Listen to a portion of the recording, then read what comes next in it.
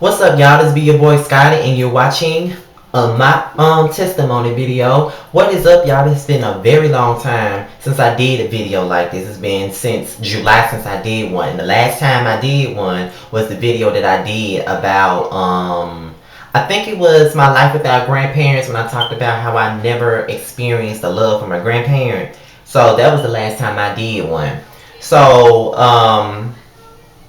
this video is simply about me testifying about my 13-month journey of celibacy and how things have really been changing with me because of it.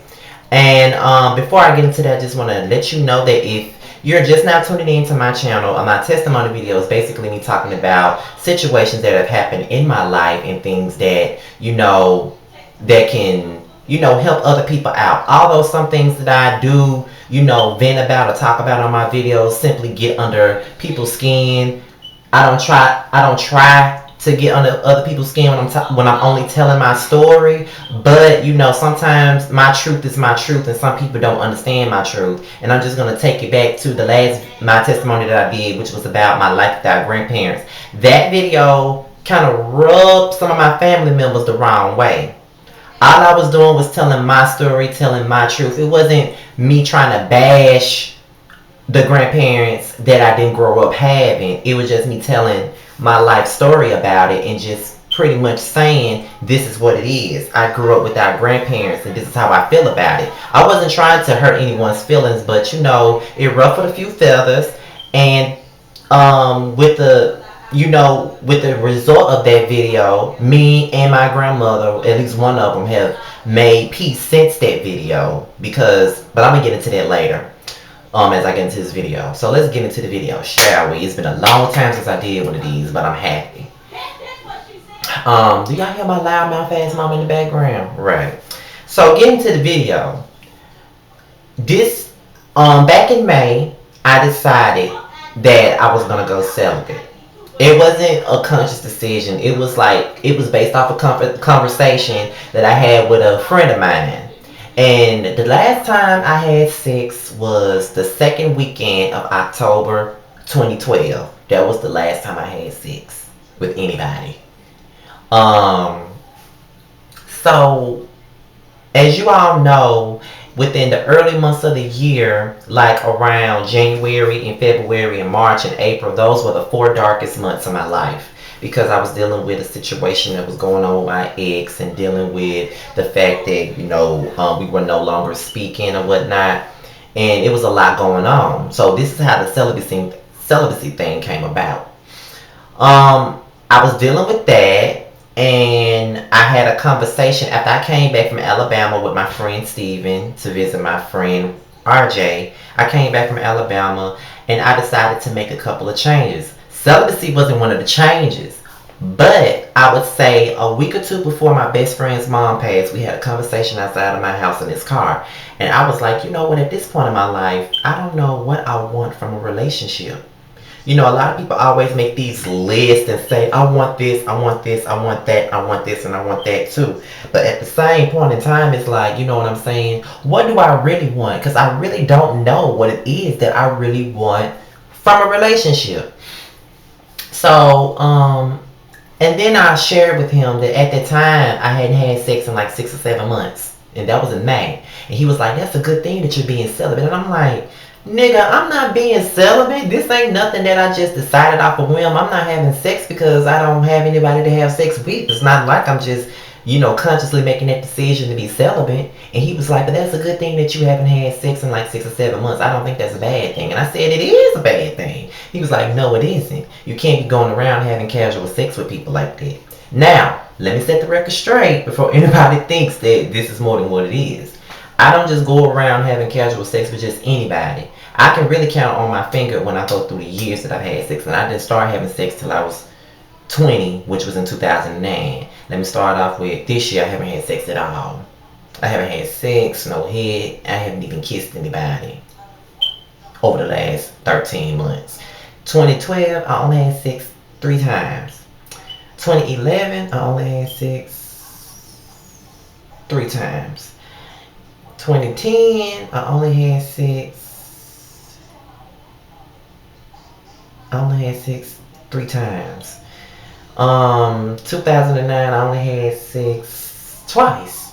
So it's not like I'm just getting it in every chance I get. You know what I'm saying? Because that is far from the truth. However, you know, as I was talking to, it was always someone that was familiar to me. It wasn't just some outright, person that I really didn't know. You know what I'm saying? But you know what I'm saying? It is what it was. It was somebody that was familiar to me. So he was like, "You just got out of the situation with your ex. You just closed that chapter. Try something new. Try being celibate for a year." I said, "I don't know, man. I don't know if I can go through the whole summer without, having sex like that, because the type of person that I am, I do have a high sex drive. And as far as, masturbating and jacking off, I have to do it at least 3 or 4 times a day. I have to bust at least 3 or 4 times a day. So that's just the honest to God truth. That's the type of person I am. And I don't even like talking about my sexual desires like that on camera. But since we're talking about celibacy, that's just the truth. So, you know what I'm saying? He was like, just, you can always pleasure yourself, please yourself, do whatever. So I'm like, okay, fine. I'll try this shit, whatever. Now I will admit that it's like soon as I decided to go celibate and go a while without having sex, it's like that's when everybody decided that, oh my God, I want to have sex with Scotty. And I'm not gonna lie, I almost had a few slip ups, you know what I'm saying? Because a lot of those offers were enticing. It's a motherfucker. A lot of them were enticing, but I did not take it at all. And it's like, okay, I'm strong enough to deny it. You know what I'm saying? I'm strong enough to let it pass. I'm strong enough for all of it. So, as I went through my journey of celibacy, there's a lot of things that I began to learn and admit about myself that I wouldn't admit to anybody, not even my friends. And I kind of fell back into a depression mode in July, like within the week of July. I kind of fell back into a depression when I was crying one night talking to my cousin on the telephone when we were talking about relationships. And you know what I'm saying? I had never admitted this to anyone, but I was talking to two of my other friends on the phone one day, and I was like, when we were talking about relationships, and they were talking about marriage and stuff, and I was like, well, I'm never going to get married anyway, so it really doesn't matter. And then my friend didn't understand why I said that. And I was like, well, I don't feel like I'm marriage material. I mean, I can't even get a good relationship, let alone be married to somebody. You know what I'm saying? So that prompted me to just reveal the truth about my demons. And none of those demons never would have came about if I didn't go celibate. I finally realized with those people that I was just having sex with over the last 2 years were people that I actually liked, people that I desired having a relationship with. You know what I'm saying? And I felt like because I had low self-esteem, I didn't think that I was worthy of anything else. Like I felt like, okay, I lack this, I lack that, and I certainly don't look all that great. So because I don't look all that good, then maybe if I impress them with my sex game and how I put it down in a bedroom, then maybe then I would, get what I want, which is a relationship. And not to toot my own horn or pat my own self on the back, but it was like, you know what I'm saying? They like what I brought to the table as far as sexually, but you know what I'm saying? That's probably what they saw, and they probably just couldn't get past that. They couldn't see us as anything else. And I can honestly tell you that, okay, when I that the last time I had sex with somebody, it wasn't somebody that I wanted to be in a relationship with. I just wanted to have sex with them because I was drunk and I was horny that night and they was the only person available. But I could say out of these last couple of years, it's probably 2 people that I had sex with that I really did like. You know what I'm saying? That I really, really like. And each time I went through the years of how many times I had sex, those 2 people that I'm referring to are the same 2 people that I liked. And those are the people that was the ones that was giving me the sex twice or 3 times a year, probably those 2 people. So I liked them. I had liked them a lot. And I felt like if I just, gave them all of me, and when I mean all of me, I mean me, my wit, my personality, my body, my everything, and they would probably, see what they missing. But apparently they really wasn't missing shit because they seen it, whatever they wanted to see, they got whatever they wanted to get, and it's all the thing that they could see me offering to them is sex. And that really made me feel some type of way when I just sat back and I thought about it. And I was like, I made it easy for a motherfucker to just, take me and then go about their business. You know what I mean? And that's kind of hard to just sit back and just think about that. You know what I'm saying? And that really made me feel some type of way. I was like, I really made it easy for them. You know what I'm saying? So I admitted that to my friends, and they was like, well, that's nothing to be ashamed of. You know what I'm saying? Like, we all had those moments where we are, you know where there's self-doubt and we're doubting ourselves and we feel this type of way, and we don't really think much about ourselves, and it's nothing new. We all have those moments, and I just felt like I was doing myself a disservice by holding it in, but I was ashamed to admit that because of the simple fact that, what I'm saying, who wants to be the person with low self-esteem and thinking that, sleeping with someone that they really like is going to make them have a relationship? Because that's the mindset that I had, because I thought I was ugly. I've never thought that I was attractive. When people now tell me that I'm attractive, I really don't believe them. Honestly, I mean, I got little ears and a big ass nose and all of that, and I just my tooth is kind of chipped. So, you know what I'm saying? I'm like, what the fuck do they see that's so fucking attractive? You know what I'm saying? Like, because there's nothing about me that's attractive. I don't really look at myself as attraction. I used to always feel like the muscle bound niggas and the niggas with the six pack and the big chest were the ones that was sexy. You know what I'm saying? I was like, you know what I'm saying? Don't nobody want nobody like me. Look at my arms. They look like sticks. Look at my chest. You see my bones. I mean, I don't even have abs. You see that? I don't even have that. So with that being said, who wants that?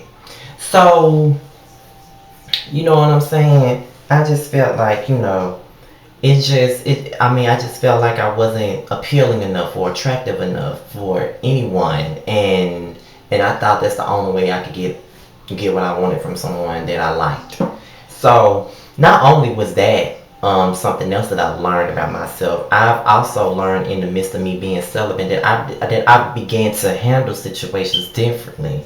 I don't know if it's because of the celibacy, but since I've been celibate, I've handled certain situations differently. The first situation that I'm more so proud of is the situation with my grandmother on my father's side. For years, I hated her, called her a bitch, said this, felt like she didn't like me, so I wanted to hurt her.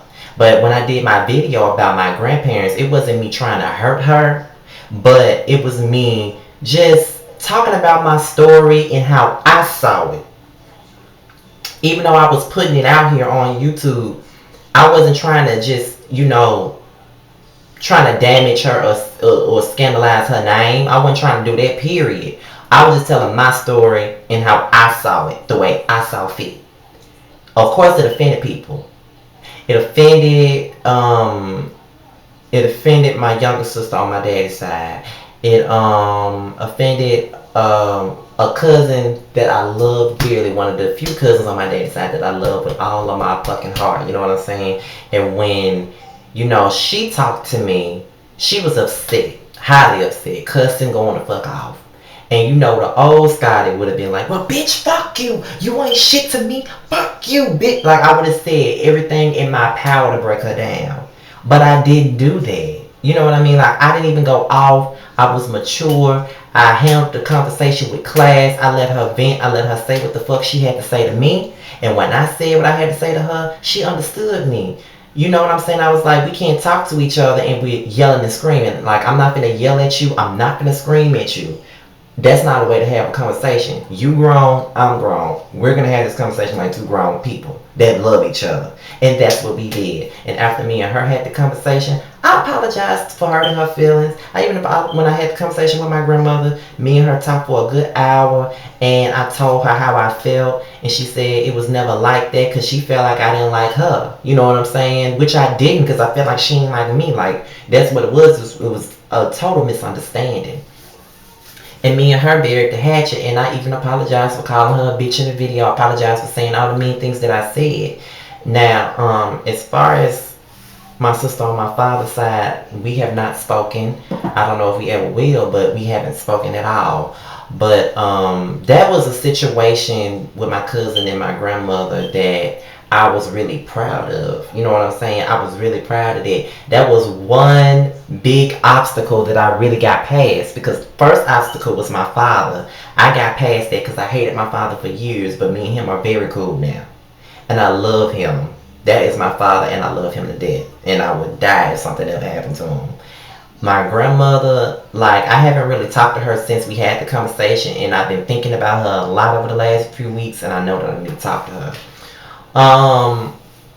My cousin, I just saw my cousin at a tailgate for homecoming, and me and her hugged and we talked and whatnot. So, you know, it's good to know that those three people really are truly in my good graces. I'm in theirs, and that's fine with me. Who I don't really give a damn or give a fuck about anyone else's opinion on the matter but theirs. Then the second situation was my ex. A friend of mine came by the house, and I didn't even know that they were bringing them over here. They wanted to talk to me, so I was like, okay, so what's going on? My ex told me that they apologized for everything they ever did to me. They finally admitted their wrongdoings and everything. And from that point, it seemed very sincere. That was the most sincere apology I had ever gotten from my ex. And you know, the Scotty from a few months ago, if my friend would have brought them over, I would have threw a brick at the car. I would have punched. I would have got them out the car and fought them in their own car. I would have did everything in my power to, like, everything, but I didn't. I sat there, I listened to everything they had to say, and I accepted their apology, and we are cool. I don't know what the future holds for us as far as getting back together. I don't know. I don't think that's the best in my best interest at the moment, because just because a person apologizes does not mean that you gain your trust for them back just like that. You know what I'm saying? It don't work like that. However, we cool. We can, you know, we can talk on the phone, text, do whatever we want to do. It's fine. But you know, you never know what the future holds for somebody. You know what I'm saying? I'm not predicting my future. And those were the two things that I'm most proud of in my celibacy. I went 13 months without sex. And I can say that within these 13 months, I've seen the growth and the change in the way that I handle things. It showed that I can resist temptation. I can go about my business. I don't really need sex for anything. I don't need to get head all the time. You know what I'm saying? So it showed me that I could do something else. I devoted all my time to my YouTube videos. I devoted all my time to looking for a job. I devoted all my time to write. You know, I wasn't thinking about that petty shit all the time. And I, you know, even with all of that, I grew. I just did. Like, I feel like I showed a lot of growth. I don't know, like, sometimes some of my YouTube subscribers are saying they can see the growth in me, and I really do see the growth in myself. And this whole journey of me being celibate, it wasn't just about me straying away from sex for a little while. It was about me trying to change certain aspects about me and my personality. I don't like my quick temper. I don't like the fact that I'm always in conflict because of my temper. I don't like that. And it was up to me to change it, and I'm slowly but surely changing it. Me acting a fool and my one-liners and everything else ain't gonna never change about me, because that's exactly who I am. But my temper and my attitude has to be fixed. And the reason why I did this without a shirt on is simply because I have not given my body away in over 13 months. And that's a good thing. And your body is your temple, and not everybody should have that luxury of having your body, period. And that was the whole point of me doing this with my shirt off. I've done a video with my shirt off before, but this was a big reason why I did it with my shirt off. And you guys, I'm out of here. Thank you for listening to my story, my testimony about my 13-month journey without having sex and me being celibate and me growing. Follow me on Twitter, www.twitter.com/Mr_Still without the G. Follow me on Instagram at rebellious_Scotty. Follow my Facebook fan page at Team Scotty. I will be posting it at the bottom of the video. Make sure Y'all check out Justin J and Adrian Expressions, Ashley Shy Miller, Bounty Blue for his rocks, Sayshawn Bradley, Nate Bessa, Jamar, um, on the Ocean 007, New Orleans Leo, um, the Bordashian, The Delicious Queen 83, I'm the Realist, Closet Freak, much love from KY, just anybody you see, gigs, just anybody that you see that I have on the front on my page when I got the people you need to check for, all of them are the ones that you need to check for. And I'm all about showing love to everybody. And I'm out of here, you guys. Till next time, peace.